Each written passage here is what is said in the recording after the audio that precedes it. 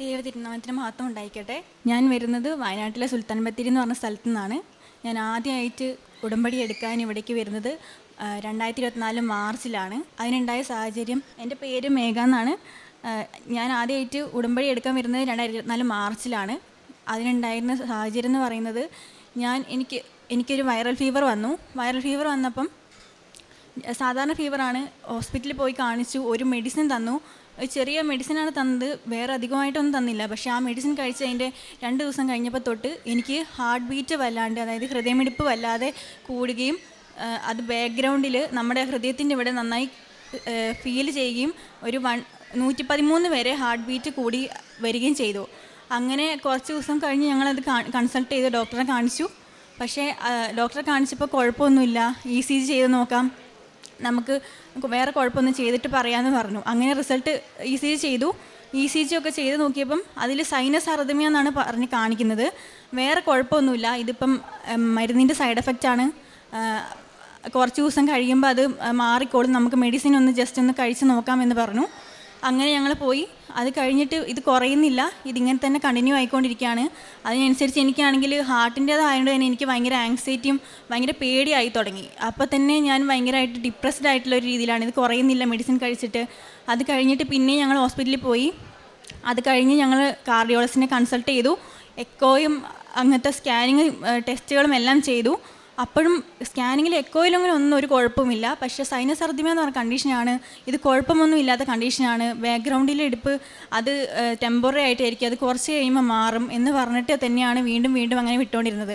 അങ്ങനെ വന്ന് വീട്ടിൽ ഇരുന്ന് മരുന്ന് കഴിച്ചുകൊണ്ടിരിക്കുന്ന സമയത്ത് എനിക്ക് ഓൾമോസ്റ്റ് ഒരു 10 ദിവസം ഞാൻ ഡേ ആൻഡ് നൈറ്റ് സ്ലീപ്പില്ലാണ്ട് അങ്ങനെ തന്നെ ഇരിക്കുമായിരുന്നു. ഫുഡ് കഴിക്കാൻ പറ്റുന്നില്ല, ഓൾമോസ്റ്റ് ഡിപ്രസ്ഡ് ആയിട്ടുള്ള എംപ്റ്റി മൈൻഡഡ് ആയിട്ടിരിക്കുമായിരുന്നു. അങ്ങനെ ഇരിക്കുന്ന സമയത്താണ് എൻ്റെ കസിൻസും എല്ലാവരും കൃപാസനത്തെക്കുറിച്ച് ഇങ്ങനെ പറയുന്നുണ്ടായിരുന്നു. ഞാനാണെങ്കിൽ എൻ്റെ ഒരു ഇതിൽ ജനറേഷനിൽ പ്രൊട്ടസ്റ്റൻ്റ് ആണ്, അല്ലെങ്കിൽ ഇങ്ങനത്തെ പത്രമൊക്കെ കിട്ടുമ്പോൾ സഭയ്ക്ക് പുറത്തുള്ള ഏതോ ഒരു ഇതിൽ നിന്നാണെന്ന് പറഞ്ഞാൽ എനിക്ക് വിശ്വാസം എന്നല്ല, ഞാൻ അങ്ങനെ ശ്രദ്ധിക്കാതെ വിടുമായിരുന്നു. അങ്ങനെ ഇരിക്കുമ്പോൾ ഞാനും എൻ്റെ മമ്മിയും കൂടിയായിട്ട് ഇവിടേക്ക് വന്നു. മാർച്ചിൽ വന്നിട്ട് ഉടമ്പടി എടുക്കാൻ ഇവിടേക്ക് വരുമ്പോൾ എനിക്ക് എൻ്റെ ബോഡി വീക്കായിരുന്നു, ഓൾറെഡി ഭയങ്കര ഡിപ്രസ്ഡ് ആയിരുന്നു. കൂടാതെ മെഡിസിൻ കഴിക്കുന്നു, ആ സമയത്ത് ടെൻഷൻ എല്ലാം കൂടി ആയിട്ട് എൻ്റെ ബോഡി വീക്കായിരുന്നു. ഞാനിവിടെ നിന്ന് വരുമ്പോൾ എനിക്ക് കയറി നടക്കാനുള്ള ശക്തി പോലും ഉണ്ടായിരുന്നില്ല. അങ്ങനെ വന്നു ആദ്യമായിട്ട് ഉടമ്പടി എടുത്തു. ഉടമ്പടി എടുത്ത് കഴിഞ്ഞിട്ട് ഞാൻ പോയി പ്രാർത്ഥന മുടക്കമൊന്നുമില്ലായിരുന്നു. പ്രാർത്ഥന കറക്റ്റായിട്ട് ചെയ്യും.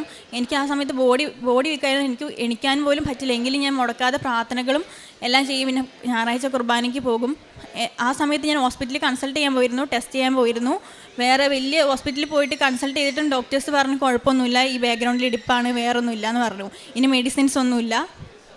അങ്ങനെ പറഞ്ഞു കഴിഞ്ഞിട്ട് ഈ 3 മാസം ഉടമ്പടി എടുത്തു കഴിഞ്ഞ് കറക്റ്റ് 3-ാമത്തെ മാസം, 3 മാസമായിട്ട് ഞാൻ പ്രാർത്ഥിക്കുമായിരുന്നു, മാതാപിതാ എനിക്ക് വേറെ ഒന്നും വേണ്ട, എനിക്കൊന്ന് മര്യാദയ്ക്ക് കിടന്നുറങ്ങാൻ പറ്റിയാൽ മതി, അങ്ങനെ പറഞ്ഞ് പ്രാർത്ഥിക്കുമായിരുന്നു. അങ്ങനെ അത് മാത്രം ഞാൻ പറഞ്ഞ് പ്രാർത്ഥിക്കുന്ന സമയത്ത് എപ്പോഴും ഇതൊന്നും മാറ്റി തന്നാൽ മതി, എനിക്കൊന്ന് മര്യാദയ്ക്ക് സമാധാനമായിട്ട് കിടന്നുറങ്ങി ഒന്ന് ഫുഡ് കഴിച്ച് കിടന്നുറങ്ങാൻ പറ്റിയാൽ മതി എന്ന് മാത്രം ഞാൻ പറയുമായിരുന്നു. അങ്ങനെ ഞാൻ പ്രാർത്ഥിച്ച് 3 മാസമായിട്ട് വലിയ ചേഞ്ച് 3 മാസം ആകാനായി. 2 മാസം കഴിഞ്ഞു. ഞാൻ അപ്പോഴത്തേക്ക് എന്താ പറയുക, ഇതിൻ്റെ കാര്യം ഞാൻ വിട്ട് കുറച്ചും കൂടി പ്രാർത്ഥനയിലേക്ക്, ഞാനങ്ങനെ പ്രാർത്ഥിക്കുന്ന ആളൊന്നുമല്ലായിരുന്നു. മീൻസ് ജപമാല മുടക്കുമായിരുന്നു, പ്രാർത്ഥിക്കും, പക്ഷെ ജപമാല അങ്ങനെ കണ്ടിന്യൂസ് ആയിട്ട് ചൊല്ലി അങ്ങനെയൊന്നും ഇല്ലായിരുന്നു. ഉടമ്പടി എടുത്ത ശേഷം ഞാൻ ജപമാല ദിവസം മുടങ്ങാതെ ഇതാക്കുകയും പിന്നെ അച്ഛൻ്റെ ലൈവ് ധ്യാനം കേട്ടിട്ടാണ് എൻ്റെ ഉറക്കം, എൻ്റെ ലൈവ് ധ്യാനവും സാക്ഷ്യം കേട്ടാണ് എനിക്ക് പോയ ഉറക്കം ഞാനിങ്ങനെ കേട്ട് കിടന്നുറങ്ങാൻ തുടങ്ങിയത്. അത് കഴിഞ്ഞ് കറക്റ്റ് ഉടമ്പടി എടുത്ത് 3 മാസം കഴിഞ്ഞ് 90 ദിവസം കഴിഞ്ഞ് ആദ്യത്തെ ആഴ്ച എൻ്റെ ഹൃദയമിടിപ്പ് ആ ബാക്ക്ഗ്രൗണ്ടിൽ കേൾക്കുന്നത് ഫീൽ ചെയ്യുന്നതും സ്റ്റോപ്പ് ചെയ്തു. ഞാനത് ഫസ്റ്റ് നോട്ടീസ് ചെയ്യില്ല, പിന്നെയാണ് ഞാൻ ആ കാര്യം തന്നെ വിട്ടുപോയിരുന്നു. അപ്പോഴത്തേക്ക് ഞാൻ പ്രാർത്ഥനയിലും മറ്റും കാര്യം കോൺസെൻട്രേറ്റ് ചെയ്തു. അങ്ങനെ 3 മാസം കഴിഞ്ഞപ്പോൾ എനിക്ക് കറക്റ്റ് എൻ്റെ ഹൃദയമിടിപ്പും ആ ബുദ്ധിമുട്ടും ഉറക്കത്തിൻ്റെ ബുദ്ധിമുട്ടും എല്ലാം മാറി. എൻ്റെ ബോഡി കുറച്ചും കൂടി ഹെൽത്തി ആയി വന്നു. ഡോക്ടർ പറഞ്ഞാണ് വേറെ മെഡിസിനൊന്നുമില്ല, ഇനിയിപ്പോൾ കുറഞ്ഞില്ലെങ്കിൽ ലേസർ ട്രീറ്റ്മെൻറ്റ് എന്തെങ്കിലും ചെയ്യേണ്ടി വരും, അല്ലാണ്ട് വേറെ ഇതൊന്നും കുഴപ്പമൊന്നുമില്ല എന്ന് പറഞ്ഞ് വിടലാണ്ട് ചെയ്തുള്ളൂ. എനിക്ക് അങ്ങനെ മെഡിസിനൊന്നുമില്ലാന്ന് പറഞ്ഞിട്ടെങ്കിലും എൻ്റെ ഈ ഫീൽ എനിക്ക് മാതാവിനോട് മാത്രമേ പറയാൻ പറ്റുള്ളൂ. മാതാവ് ഇങ്ങനെയാണ്, എനിക്ക് ഉറങ്ങാൻ പറ്റുന്നില്ല, ഇങ്ങനെയാണെന്നൊക്കെ ഞാൻ പറഞ്ഞിട്ടും മാതാവിനോട് മാത്രം എനിക്കിത് ഓപ്പണായിട്ട് പറഞ്ഞ് ഇതാക്കാൻ പറ്റില്ല. എനിക്ക് ഡോക്ടേഴ്സിൻ്റെ അടുത്തൊന്നും അവർക്കൊന്നും മനസ്സിലാവുന്നില്ലായിരുന്നു. അങ്ങനെ എനിക്ക് എൻ്റെ അമ്മ മാതാവ് ഈശോയുടെ മധ്യസ്ഥം വഹിച്ച് എനിക്കിത് മാറ്റി തന്നു. ഈ സമയത്ത് ഞാൻ ഉടമ്പടി നേർച്ച വസ്തുക്കൾ ഉപയോഗിക്കുകയും കാശ് ഉപയോഗിക്കുകയൊക്കെ ചെയ്യുമായിരുന്നു. പിന്നെ ഈ സമയത്ത് എന്നെ ആത്മീയമായിട്ട് ഉടമ്പടി എടുത്തപ്പോൾ തന്നെ എനിക്ക് ആത്മീയമായിട്ട് ഒരുപാട് വളർച്ചയുണ്ടായി. ഭൗതികമായിട്ടുള്ള കാര്യങ്ങൾക്ക് മാത്രമല്ലാതെ ഇമ്പോർട്ടൻസ് കൊടുത്തത് ഞാൻ ആത്മീയമായിട്ടുള്ള കാര്യങ്ങൾക്കും ഞാൻ പ്രയോറിറ്റി കൊടുത്തു തുടങ്ങി. പിന്നെ പ്രേക്ഷിത പ്രവർത്തന പത്രവിതരണങ്ങൾ ചെയ്യും. ചെറിയ ചെറിയ സഹായങ്ങളൊക്കെ എനിക്ക് ആ സമയത്ത് ചെയ്യാൻ പറ്റുന്ന രീതിയിൽ ഞാൻ ചെയ്യുമായിരുന്നു.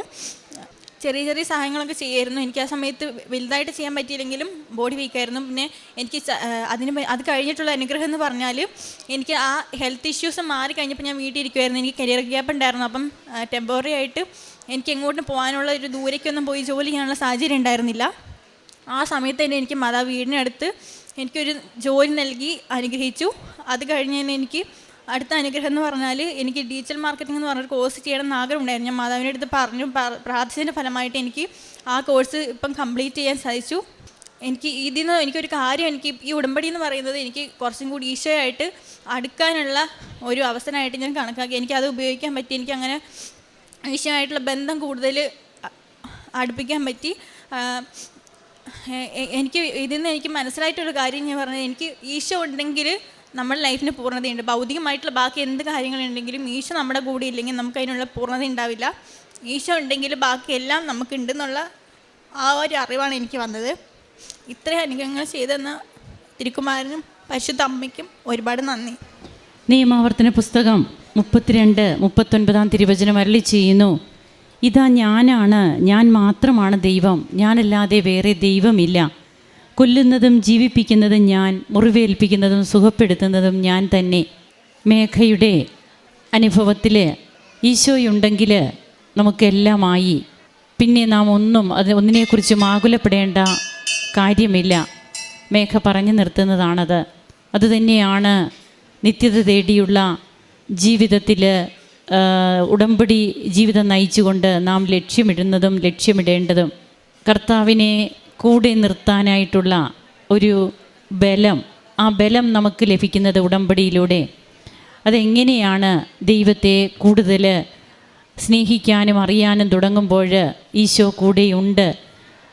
അമ്മയുടെ മധ്യസ്ഥം തേടി നാം ഈശോയിലേക്ക് കൂടുതൽ അടുക്കുവാനിടയാകുമ്പോൾ ദൈവസ്നേഹം കൊണ്ട് നാം നിറഞ്ഞ് നമുക്ക് തന്നെ കിട്ടുന്ന ആത്മധൈര്യം, ബലം, തൻ്റെ സാധാരണ പനി അത് തനിക്ക് വന്ന് തൻ്റെ പാൽപിറ്റേഷൻസ്, ഒരു മരുന്നിൻ്റെ സൈഡ് ഇഫക്റ്റായിട്ട് പാൽപിറ്റേഷൻസ് വരികയും പിന്നീട് ക്രമാതീതമായ ഹൃദയമിടിപ്പാണ് 113 വരെയൊക്കെ ഹൃദയമിടിപ്പ് പോവുക എന്ന് പറയുമ്പോൾ അത് ഈ മകൾക്ക് യാതൊന്നും ചെയ്യാൻ പറ്റില്ല, ഒന്ന് വെറുതെ ഇരിക്കാൻ പോലും സാധ്യമല്ല.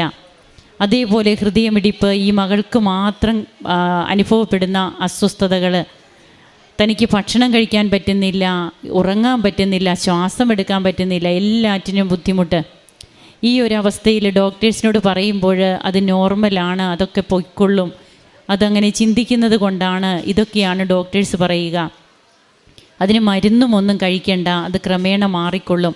10 ദിവസത്തോളം തനിക്ക് പകൽ ഉറങ്ങാനേ കഴിയുന്നില്ല. അങ്ങനെ വല്ലാത്ത ഒരു ഡിപ്രഷൻ മൂഡിലേക്ക് തന്നെ താൻ പോകുന്ന അവസ്ഥ. അങ്ങനെയാണ് ഉടമ്പടി എടുക്കാനായിട്ട് ഇവിടെ വരുന്നതും. ഉടമ്പടി എടുത്തതിന് ശേഷം തനിക്കതെല്ലാം താൻ അറിയാതെ തന്നെ, തനിക്ക് മെഡിസിനൊന്നുമില്ല, അപ്പോൾ താൻ അറിയാതെ തന്നെ ഇതെല്ലാം കുറയുകയാണ്. അങ്ങനെ സുഖമായിട്ട് ഉറങ്ങാൻ സാധിച്ചു. തൻ്റെ ജീവിതം ശാന്തമായി. അതാണ് മേഘ പറയുക.